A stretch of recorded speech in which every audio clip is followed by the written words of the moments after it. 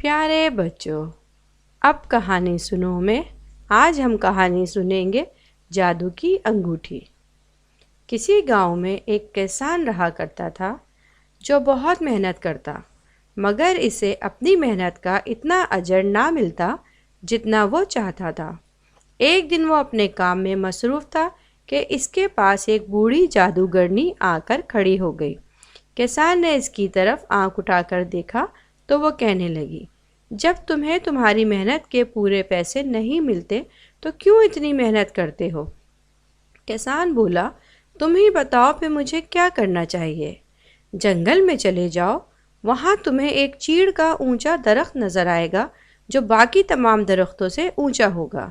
اس کے تنے کو کاٹ دینا، بس اس کے بعد خوش قسمتی تمہاری منتظر ہوگی۔ بڑھیا نے کسان کو سمجھاتے ہوئے کہا۔ کسان بڑھیا کی بات سن کر خوش ہوا۔ اگلی صبح وہ کلہاڑی کاندھے پر رکھ کر جنگل کی طرف روانہ ہو گیا۔ وہاں پہنچ کر اسے چیڑ کا سب سے اونچا درخت دکھائی دیا۔ تلاش کرنے میں اسے زیادہ دشواری نہیں ہوئی۔ اس نے درخت کے تنے پر جلدی سے کلہاڑی کے وار کرنا شروع کر دیے۔ تھوڑی ہی دیر میں تناور درخت دھڑم سے نیچے گر گیا اور اس کی اوپر والی شاخوں سے ایک گھونسلہ ٹوٹا جس میں 2 انڈے تھے۔ زمین پر گرا اور ایک انڈے سے انگوٹھی نکلی اور ایک انڈے سے عقاب کا بچہ۔ یہ ماجرا دیکھ کر کسان حیران ہوا۔ عقاب بولا، تم نے مجھے جادو کے اثر سے آزاد کرایا ہے۔ دوسرے انڈے سے جو انگوٹھی نکلی ہے وہ تم لے لو۔ جس سے خواہش پوری کرنا چاہو اس خواہش کا نام لے لینا، زور سے پکارنا، وہ خواہش پوری ہو جائے گی۔ لیکن یاد رکھنا، یہ انگوٹھی صرف ایک خواہش پوری کر سکتی ہے، اس کے بعد یہ عام انگوٹھی کی طرح ہو جائے گی۔ کسان بہت خوش ہوا۔ انگوٹھی اٹھا کر اس نے انگلی میں پہنی اور مسکراتا ہوا گھر کی طرف چل پڑا۔ رستے میں اسے بازار نظر آیا۔ سونار کی دکان پر رکا اور اس سے پوچھا، تمہارے خیال میں اس انگوٹھی کی قیمت کیا ہوگی؟ چند ٹکوں سے زیادہ نہیں، سونار بولا۔ تمہیں انگوٹھیوں کے بارے میں کچھ نہیں معلوم، کسان نے خفا ہو کر کہا۔ یہ انگوٹھی بس اسے پہن کر جو بھی خواہش کا اظہار کرو وہ پوری ہو جائے گی۔ سونار نے یہ بات سن کر سمجھ لیا کہ کسان بھولا بھالا ہے اور اسے آسانی سے فریب دیا جا سکتا ہے۔ یہ سوچ کر اس نے کہا، بھائی میں تو مذاق کر رہا تھا۔ سونار نے اسے باتوں میں لے کر اپنے گھر رات رکنے کا وعدہ لے لیا۔ کسان مان گیا۔ گھر پہنچ کر خوب سونار نے اس کی آؤ بھگت کی۔ رات کے وقت خوب پیٹ بھر کر کھانا کھانے کے بعد اسے خوب لمبی نیند طاری ہو گئی۔ جب وہ بستر پر گہری نیند سو گیا تو کسان نے اس کی انگلی سے انگوٹھی اتار لی اور بالکل ویسی ہی نکلی انگوٹھی اسے پہنا دی۔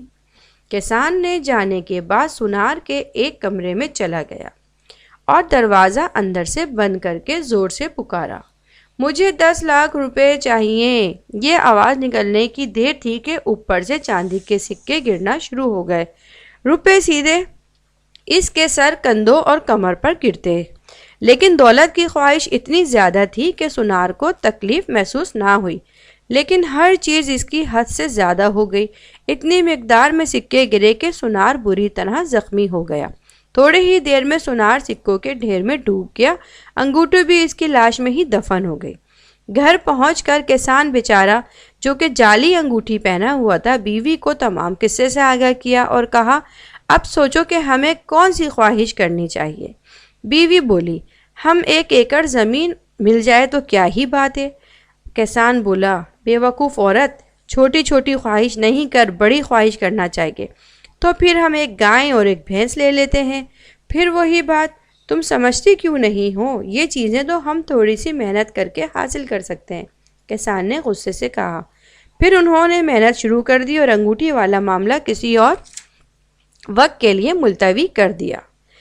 خدا نے ان کی کمائی میں برکت ڈالی اور وہ امیر سے امیر ہوتے چلے گئے۔ جب بھی کسان انگوٹھی کی طرف دیکھتا یہی سوچتا کہ کسی بڑے مقصد کے لیے استعمال کرنا چاہیے۔ ایک دن اتفاق ایسا ہوا، دونوں میاں بیوی بیمار پڑ گئے اور چند دن بعد ایک کے بعد ایک وفات پا گئے۔ باپ کو دفن کرتے وقت بڑے بیٹے کی نگاہ انگوٹھی پر پڑی۔ چھوٹے نے اسے اتارنے کی خواہش ظاہر کی، مگر بڑے بیٹے نے سمجھایا کہ جس چیز کو ہمارے باپ نے ساری عمر اپنے سے جدا نہیں کیا تو اسے نہ اتارا جائے۔ اس طرح ایک نقلی شے اچھے آدمی کے پاس آ کر کتنی مبارک ہو جاتی ہے، جبکہ اصلی انگوٹھی غلط آدمی کے ہاتھ پہنچی تو اس نے اس کو نہ بچا سکی۔ تو پیارے بچوں، اس کہانی سے ہمیں یہ نصیحت ملتی ہے کہ اگر ہماری ہمت، محنت، لگن سچی ہے تو ہم کبھی بھی ناکام نہیں ہوں گے۔ ہمیں اپنی محنت کا ارادہ بالکل پختگی سے کرنا چاہیے، اس کے باوجود کہ ہم ڈاماڈول نہ ہوں تو اللہ پاک ہمیں ضرور کامیابی عطا کرتے ہیں۔ امید ہے کہ آپ کو میری یہ کہانی پسند آئی ہوگی۔ اللہ حافظ۔